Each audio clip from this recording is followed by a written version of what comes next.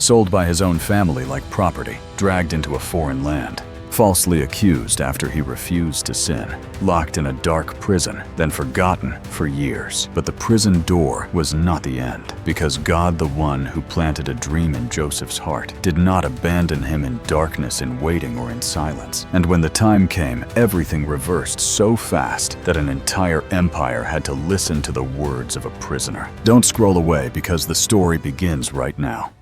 In the land of Canaan, Jacob had 12 sons. Among them was one he loved more than all the others, Joseph, the son of Rachel. Joseph was 17, young, bright, and not yet wise enough to understand that light inside a family full of fractures can become a blade. Jacob did not hide his favoritism. He gave Joseph a special robe, striking and beautiful against the dusty browns of shepherd life. It was a declaration, and his brothers understood it at once preference. The eyes that followed that robe were not mere jealousy, they were a swelling, smoldering wave. Scripture says, "And they hated him, and could not speak peaceably unto him." Genesis 37:4. Then the dreams came without warning, like an unseen hand, placing a key inside his heart. Joseph dreamed that his brother's sheaves bowed down to his own. In the morning he told them with innocence. One brother laughed dry and sharp. Another brother flung a bundle of straw to the ground and scoffed. "Do you really think you'll rule over us?" Joseph blinked, confused, but he still spoke the truth. "I'm only telling what I saw." The second dream was bolder still. The sun, the moon, and 11 stars bowed down to him. Jacob rebuked him, yet quietly kept it in mind. The brothers remembered it differently. They stored it as hatred. One day, the brothers took the flock far away. Jacob felt uneasy and sent Joseph to check on them. Joseph put on his robe and walked alone across dry grasslands, through wind-filled valleys, searching for the trail of the sheep. He did not know he was walking straight into the darkest point of a hatred that had been gathering for years. From a distance, his brothers saw the robe, and the robe felt like an insult. They seized him, stripped him, and threw him into a pit. Then, at the mouth of the pit, they sat down to eat, as if they could not hear their brothers' cries. Soon a caravan of merchants passed by. Judah lifted his eyes and spoke a sentence that cut through blood ties like a knife sellen. Joseph was pulled up from the pit, not to be rescued, but to be priced. 20 pieces of silver, a human being, one dream. When the caravan disappeared into the distance road, dust covered Joseph's shadow like a burial cloth. He turned his head, trying to look back one last time toward home, but he saw only sun and wind. At home, Jacob received the robe stained with blood. He collapsed. A father's grief is not always loud. Sometimes it is the kind that makes a man grow old in a single afternoon. For many days, that tent was no longer a home. It was a place that held sobs swallowed down into the chest. Meanwhile, Joseph was taken down into Egypt through lands of unfamiliar smells, unfamiliar sounds, unfamiliar gods. From a beloved son, he became a slave in Potiphar's house. Yet something strange happened. The more he was pressed down, the more Joseph shone. He worked, kept his heart upright, as if there were still a thread inside him that reached back to heaven. That thread was not imagination. Scripture records, "And the Lord was with Joseph." Genesis 39:2. Potiphar gradually entrusted his entire household to Joseph. But wherever blessing appears, testing often follows. Potiphar's wife fixed her eyes on him. One day she blocked his way, her voice a command, "With me." Joseph stepped back, not because he feared a woman, but because he feared God. He answered slowly, firmly, "How then can I do this great wickedness and sin against God?" Genesis 39:9. She refused to accept his refusal. She shifted from seduction to trap. One day when the house was empty, she grabbed his garment. Joseph tore himself free and ran, leaving the garment behind. There are times when running is not cowardice, it is courage. But righteousness sometimes pays the price of being misunderstood. She turned the garment into false evidence, turned rejection into accusation, turned an innocent man into a condemned one. Joseph was thrown into prison, the iron door shut,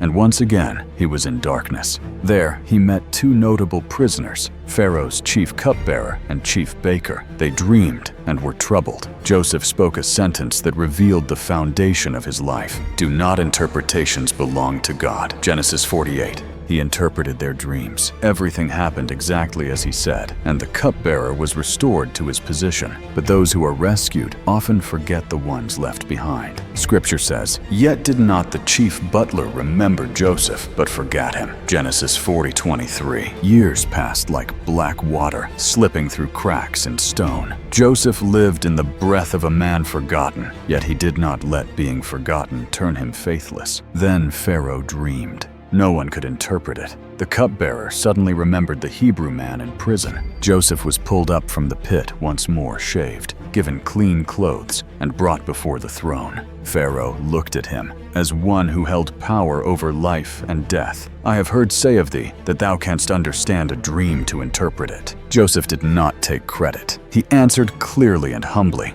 "It is not in me. God shall give Pharaoh an answer of peace." Genesis 41:16. He interpreted the dream 7 years of abundance, 7 years of famine, and proposed a plan for storage. And in that moment, history turned like a door flung open. A prisoner became a governor. The signet ring of authority was placed on hands that had once been bound. A chariot carried him through the streets amid shouts and bows of honor. Many would call it luck. Joseph knew it was God's time. The famine came just as he had said. Surrounding land streamed into Egypt. And then one day, 10 men from Canaan stood before Joseph. They bowed low, not recognizing that the man looking at them was the brother they had sold. The old dream was standing there in flesh and bone. Joseph tested them, not to take revenge, but to see whether they were still the same men. He demanded they bring Benjamin down. Then he planted his silver cup in Benjamin's sack, recreating a moment that mirrored the past. A younger brother trapped, and the older brothers given the chance to abandon him and go home. This time Judah stepped forward. His voice cracked like dry ground splitting.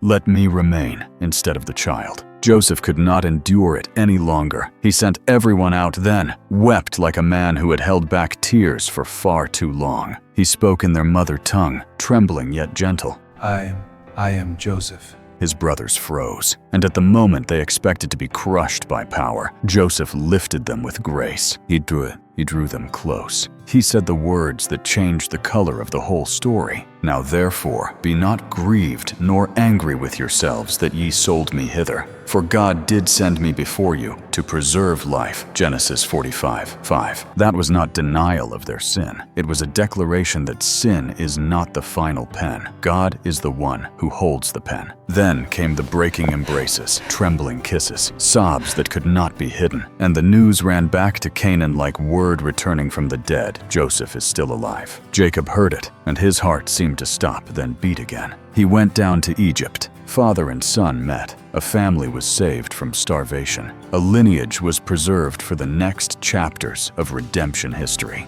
Joseph did not minimize the evil people had done, but he looked deeper and saw God still working in the places that seemed abandoned. He forgave not because they deserved it, but because he had been kept through every unfair season. There are pits without sand or soil, only the feeling of betrayal. There are prisons without iron bars, only long seasons of being misunderstood and forgotten. People can take your reputation, your opportunities, even in your youth, but they cannot take the presence of God from you unless you let go yourself. What Joseph guarded was not only a dream, but a heart faithful when no one applauded upright, when it cost him, and still tender enough to forgive when he had every right to strike back. If this story touched your heart, please like, share, and subscribe to Fidelia Bible Stories, and comment the Bible character you want to hear next.